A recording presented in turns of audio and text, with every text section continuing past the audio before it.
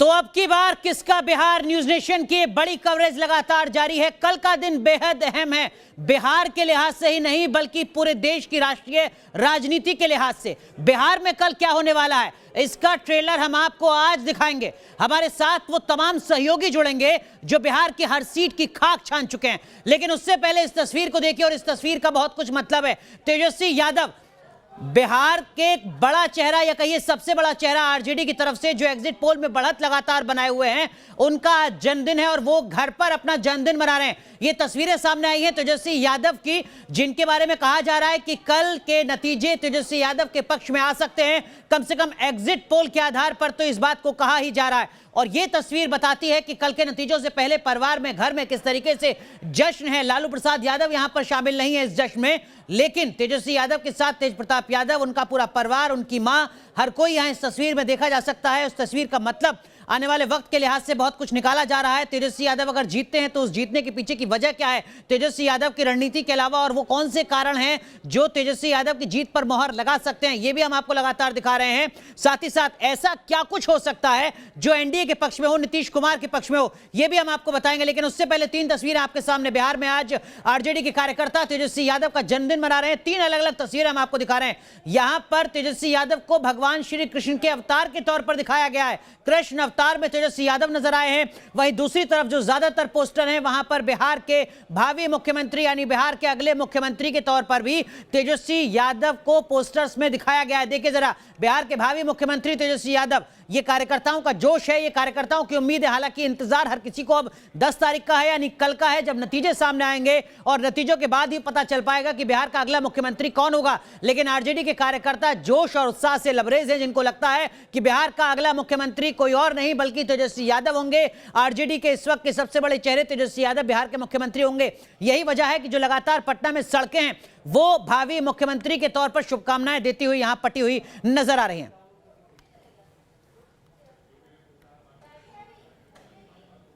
बिहार चुनाव का कल आना है परिणाम, और बिहार में बढ़ी हुई है राजनीतिक तपिश, और इस बीच तेजस्वी यादव का आज है जन्मदिन।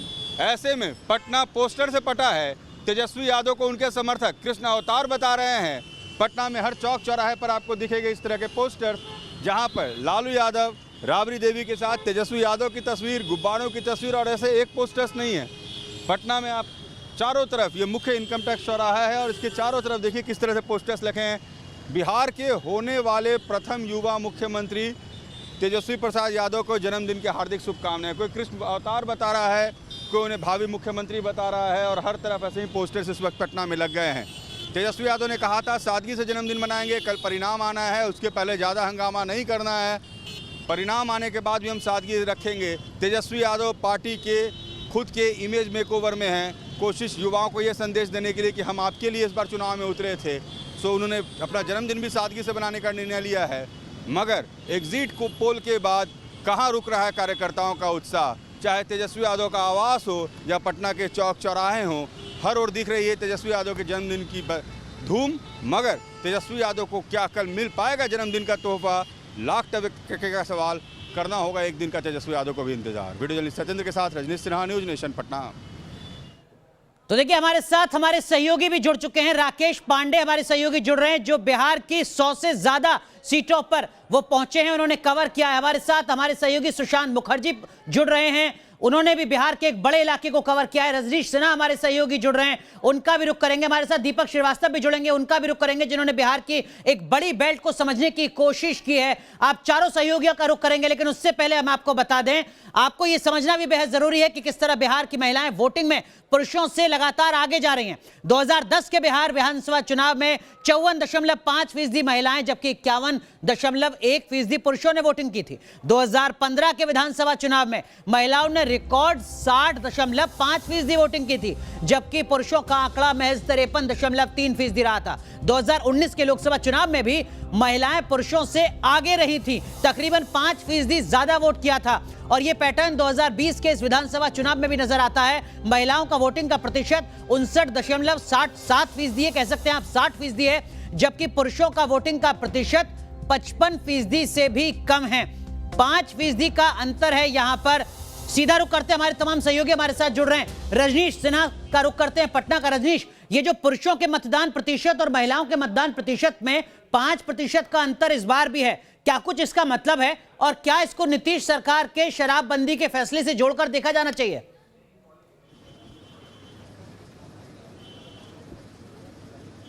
अनुराग, ये जो डिफरेंस है सेकंड फेज और थर्ड फेज दोनों फेज में देखा गया कि 5% का वोट का अंतर था पुरुष मतदाता और महिला मतदाता में। अब जो बिहार में MY समीकरण की बात होती रही, अब ये नया MY समीकरण है जिसमें M से महिला और Y से युवा। अब ये माई किसके साथ जाएगा, ये देखना दिलचस्प होगा। क्या नीतीश कुमार की शराबबंदी के साथ हर घर नल के जल के साथ महिलाएं खुद को जोड़ रही हैं, या उनके जो भाई बेटे जो वापस पलायन करके चले आए कोरोना काल में, उन्हें नौकरी नहीं मिल रही है, आज भी वो बिहार में घर में बेरोजगार बैठे हैं। और जो तेजस्वी यादव ने 10 लाख रोजगार की बात की, क्या अनुराग ये महिलाएं उनसे जुड़ गई हैं? तो ये जो 5% का जो डिफरेंस है मेल वोटर्स और फीमेल वोटर्स में, और साथ में यूथ जो बड़ी संख्या में इस बार वोट करने बाहर निकले, ये दोनों खास ऐसे तबके हैं जो ये डिसाइड करेंगे कि बिहार में इस बार सत्ता के शीर्ष पर कौन होगा। राकेश, जो बात यहाँ पर रजनीश सिन्हा कह रहे हैं, देखिए एक नया समीकरण रजनीश सिन्हा यहाँ पर बता रहे हैं बिहार को कवर करने के अपने लंबे अनुभव के आधार पर। MY का मतलब मुस्लिम और यादव नहीं, महिला और युवा हैं। लेकिन ये जो 5% अतिरिक्त वोटिंग महिलाओं की है, इसका क्या कुछ मतलब आपको समझ में आया जब आपने बिहार की कई विधानसभाओं को कवर किया? देखिए, ये जो महिलाओं का वोटिंग जो परसेंटेज है महिला और पुरुषों का, अनुराग, तो इसी वजह से एनडीए को उम्मीद अभी बधी है कि हो सकता है कि महिलाएं उनके पक्ष में मतदान की हों, क्योंकि अभी तक जब भी महिलाओं का मतदान प्रतिशत अधिक रहा है तो वो एनडीए के फेवर में गया है।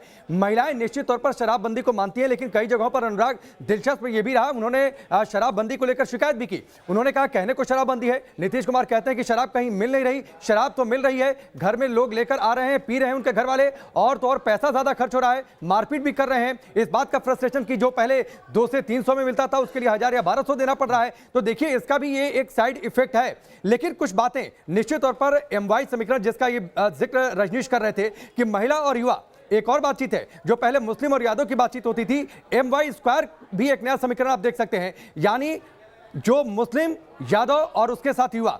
तो तेजस्वी यादव की इसलिए मैं तारीफ करता हूं कि तेजस्वी यादव को यह पता था कि उन्हें चुनाव किस तरीके से लड़ना है। आमतौर पर, अनुराग, अब तक के चुनाव में ऐसा होता रहा है कि एनडीए चुनाव के लिए बैटलफील्ड सेट करता है, वो अपने हिसाब से गोटियां फेंकता है और सामने के जो विपक्षी दल होते हैं वो उन गोटियों में फंस कर रह जाते हैं। लेकिन तेजस्वी यादव को यह पता था कि उन्हें चुनाव किस तरीके से लड़ना है। वो कभी भी एनडीए के किसी भी चाल में नहीं फंसे। उन्हें पता था कि वो नौकरी की सिर्फ बातचीत करेंगे, उन्हें पता था कि जरूरत पड़ेगी तो बजट के लिए वो ये कह देंगे लोक लुभावन बातें कि वो विधायकों और मुख्यमंत्रियों की सैलरी काट देंगे। उन्हें पता था कि इससे फर्क तो नहीं पड़ेगा, लेकिन जनता इन बातों से प्रभावित होगी कि एक नेता ऐसा है जो उनकी जरूरत की बातचीत कर रहा है। यह वाकई दिलचस्प रहेगा। लेकिन बहुत जगहों पर, अनुराग, ये भी रहा, महिलाओं ने यह कहा नौकरी तो ठीक है लेकिन सुरक्षा उनके लिए बड़ा मुद्दा है। तो ये वाकई कल का दिन तय करेगा कि महिलाओं का ये वोटिंग परसेंटेज एक मुश्त अगर किसी और गया और अगर वाकई एनडीए की ओर गया तो हो सकता है कि एग्जिट पोल में जितना डिफरेंस था वो डिफरेंस आपको देखने को ना मिले। सुशांत मुखर्जी हमारे साथ, हमारे सहयोगी जुड़ रहे हैं। सुशांत, 4 साल से ज्यादा वक्त हो चुका है बिहार में शराबबंदी लागू हुए।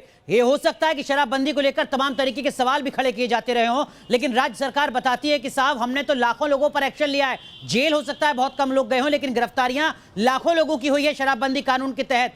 क्या आपको भी लगता है कि महिलाओं का ज्यादा मतदान का प्रतिशत शराबबंदी से जुड़ता है, जैसा रजनीश भी बता रहे हैं, या फिर जैसा हमारे सहयोगी राकेश बता रहे हैं महिलाओं की सुरक्षा भी एक बड़ा मुद्दा रहा होगा महिलाओं मतदाताओं के जहन में? देखिए, सबसे पहली बात, जब मैं पटना में कवर कर रहा था उसमें महिलाओं से मेरी बातचीत हुई तो महिलाओं का ये कहना था कि शराबबंदी जरूर हुई और 2019 का जो चुनाव हुआ, लोकसभा का चुनाव, इसमें हमने देखा कि महिलाएं आगे बढ़कर वोट की और इस बात पर भी वोट की कि शराबबंदी हुई है और इससे कहीं ना कहीं से उन्हें राहत है। पर जिस तरीके से अभी बताया रहे थे राकेश की शराबबंदी के बाद जो ब्लैक मार्केटिंग हुई वहां पर शराब की, उससे कहीं ना कहीं से घर में तनाव पैदा हुआ, झगड़े हुए, पैसे ज़्यादा खर्च हुए और शराब कहीं ना कहीं से उपलब्ध होते रहे। मैं वाराणसी भी कवर करता रहा हूं और वाराणसी से सटा हुआ बिहार का इलाका है। अधिकतर लगभग हर रोज वहां पर अवैध तस्करी के शराब के वहां पर केस आते रहे हैं, बरामद होते रहे हैं। इस बात से इनकार नहीं किया जा सकता कि शराबबंदी हुई है, मगर शराब चोरी छिपे पहुंच रही है, ब्लैक मार्केटिंग हो रही है, इससे भी इनकार नहीं किया जा सकता। तो इस बार यह देखना होगा क्या महिलाओं की जो वोटिंग है वो सिर्फ शराबबंदी को लेकर एनडीए के पक्ष में गई है या फिर शराबबंदी के अलावा रोजगार को लेकर के तेजस्वी यादव के पक्ष में गई है। आपको याद दिला दें कि बिहार चुनाव से ठीक पहले दिल्ली होकर आए थे तेजस्वी यादव और कहीं ना कहीं से केजरीवाल का जो चुनाव प्रचार का एक तरीका था वो तरीका बिहार, हालांकि सुशांत तरीका सफल हुआ या नहीं हुआ इसका फैसला तो कल होगा। लेकिन दीपक श्रीवास्तव, आप भी जब बिहार को कवर कर रहे थे तो आपने भी लगातार महिला मतदाताओं से बात की होगी। किस तरीके का अनुभव आपका रहा और किस तरीके के मुद्दे महिला मतदाताओं के जहन में नजर आए आपको?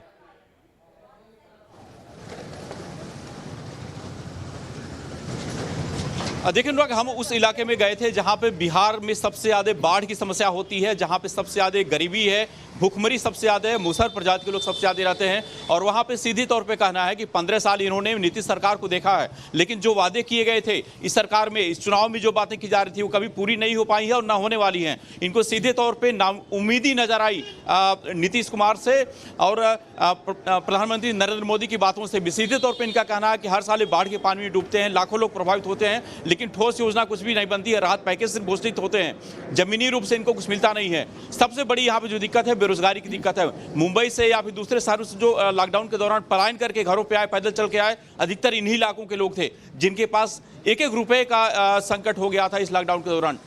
तो पूरी तरह से लोग परेशान हैं। और महिलाओं की अगर बात करें अनुराग, तो सबसे अधिक महिलाएं इन इलाकों में निकलकर मतदान करने आई थी। मतदान का प्रतिशत 10 से 15% अंतर है पुरुष और महिलाओं के बीच में। तो साफ तौर पे दर्शाता है कि महिलाएं अब अपने अधिकारों को लेकर मुखर हुई है। जिस तरह से तेजस्वी यादव ने रोजगार की बात की, आर्थिक संकट की बात की, बदलाव की बात की, उसको लेकर के लोग काफी प्रभावित यहाँ पे दिखे हैं। और ये जो पूरा इलाका है, खासतौर पे जो यूपी बॉर्डर से जुड़ा हुआ बिहार का इलाका है, यहाँ पे सबसे अधिक बदलाव की लोगों ने बात की। और इनका कहना है कि जिस तरह से यूपी में बदलाव की चीजें देखने को मिल रही है, बिहार में भी हम वही चीजें चाहते हैं। और बहुत हो गया नीतीश सरकार की बातों का। रजनीश, आपका रुख करेंगे। रजनीश, महिलाओं का पुरुषों के मुकाबले ज्यादा वोट डालना 2014, 2015, 2019 में भी दिखा बिहार में, और इसीलिए कहा जा रहा है कि इसका सीधा फायदा एनडीए को होता है, नीतीश कुमार को होता है या फिर बीजेपी को होता है। लेकिन क्या 2020 में भी यही फॉर्मूला लागू होता नजर आता है आपको महिला मतदाताओं के संदर्भ में, या कुछ और मुद्दे भी हो सकते हैं जब आप महिला वोटर से बात कर रहे थे जो उनके जहन में रहे हों?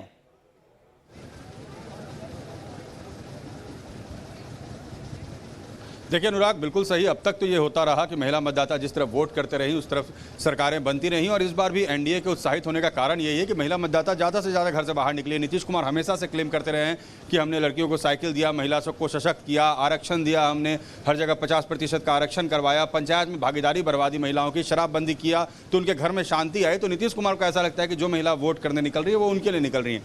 जबकि जैसा मैंने कहा कि अब आरजेडी को ये लगता है, कांग्रेस को ये लगता है कि नहीं, ये महिलाएं वो महिलाएं हैं जो अपने बेटे और भाई की बेरोजगारी से परेशान है, जो अपने पति के बेरोजगारी से परेशान है, जिनके पति बाहर काम करते थे, कोरोना काल में वापस घर चले आए, उनके पास कोई काम नहीं है। तो ये जो है ये की फैक्टर है और ये जिधर स्विंग करेगा, उम्मीद है कि सरकार उन्हीं की बनेगी। फिलहाल एग्जिट पोल से जो रिजल्ट्स आए हैं सामने, उसको लेकर जरूर आरजेडी खेमा, कांग्रेस खेमा बहुत उत्साहित है, लेकिन अभी वक्त है और 24 घंटे बाद ये बिल्कुल साफ हो पाएगा कि ये जो वोट कर रहे थे लोग, जो सुबह 6 बजे से कतार में लगे हुए थे, वो दरअसल अपने बिहार का मुखिया किसे बनाना चाहते थे। जी बिल्कुल, इसके लिए कल का इंतजार, न्यूज नेशन की बड़ी कवरेज लगातार जारी रहेगी। लेकिन जैसा हमारे सहयोगी रजनीश ने बताया कि देखिए बिहार में अब तक एमवाई का मतलब मुस्लिम यादव वोटर होता था, लेकिन अब वो एमआई समीकरण यहां पर बदल रहा है। हम आपको जरा ग्राफिक्स के जरिए भी समझाएंगे और हमारे साथ खास मेहमान भी जुड़ेंगे, उनसे भी बात करने की कोशिश करेंगे। लेकिन क्या बिहार में महिला वोट से जो बाजी है वो पलटी जा सकती है, इसको समझना बेहद जरूरी है। एमवाई प्लस वाई फैक्टर से क्या तेजस्वी भारी होंगे? एमवाई मतलब महिला, युवा और यादव जो उनका ट्रेडिशनल वोटर माना जाता है वो, या फिर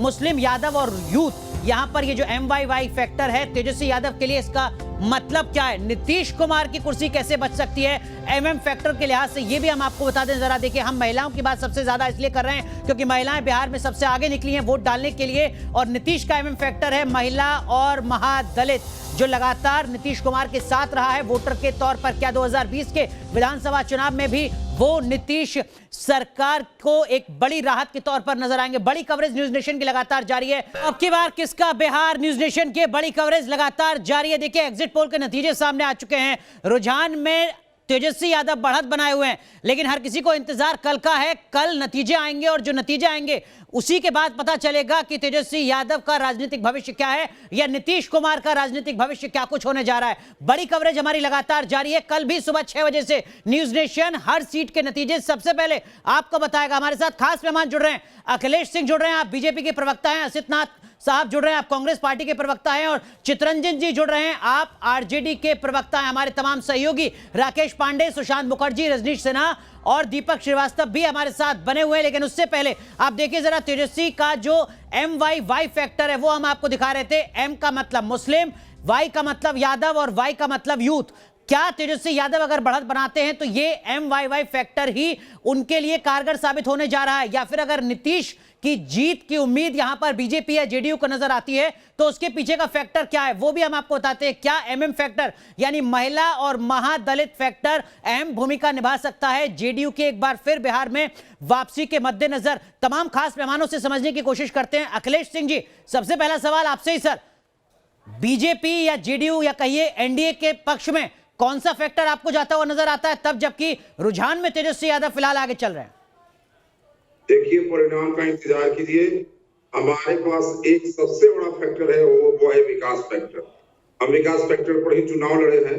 और जिस प्रकार से बिहार के का जो सामान्य वर्ग था और जिस बिहार का जो गरीब वर्ग था, जो महिलाएं थी, जो बिहार के अंदर एक कहा जाता है कि पचफोनिया वोटर, पचफोरना जिसको कहा जाता है, जो बोलेगा नहीं लेकिन वोट करेगा।